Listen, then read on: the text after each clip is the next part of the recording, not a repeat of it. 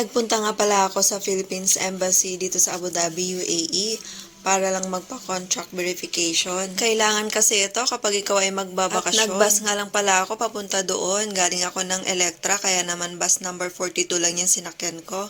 Para naman medyo tipid. Mapapamahal ka kasi kapag nag-taxi ka, abutin ka rin ng halos 30 dirhams. O malaking tipid, 'di ba?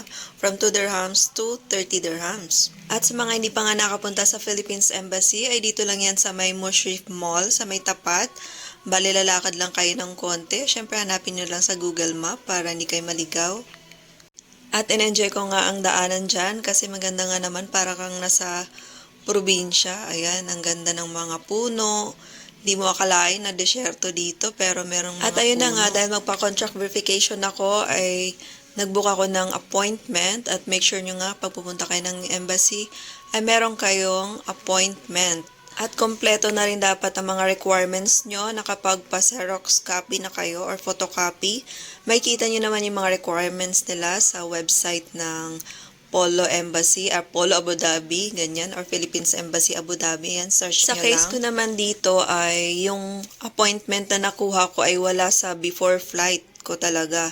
Parang yung available lang sa online is late na after flight ko pa.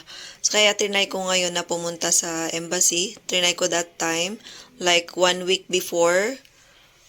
Baka sakaling bigyan nila ako. Kaso ang sabi nga nung nagpunta ko doon, ang required ay kailangan 3 days before flight sa kanila ma-entertain.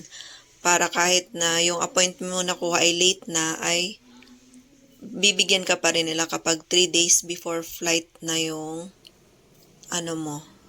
yung flight, yung ticket mo para pagbigyan ka nila ng contract verification. At okay na lang din na pumunta ko ng maaga, at least nakuha ko yung nalaman ko yung mga kulang ko na requirements like yung WPS or yung salary certificate.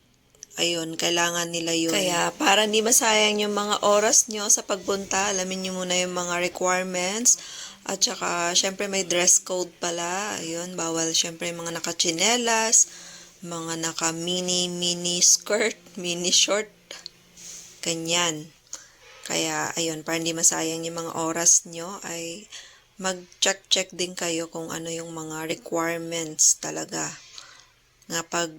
Lalo na kapag magbabakasyon, ayan, asikasuhin na natin ng maaga para hindi kayo ma-hassle. Mag-book na ng maaga ng appointment. Salamat sa panunood hanggang dulo. Thank you so much for the support.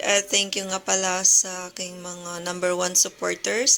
Ella Bon, Aga Cesar Works, at Eileen Ismael Lota. Ayan, thank you so much. And please don't forget to follow and heart my FB page, Chan Vlogs page, at ang aking YouTube channel sa Chan Vlogs. Ayun lang, see you on my next vlog. Bye!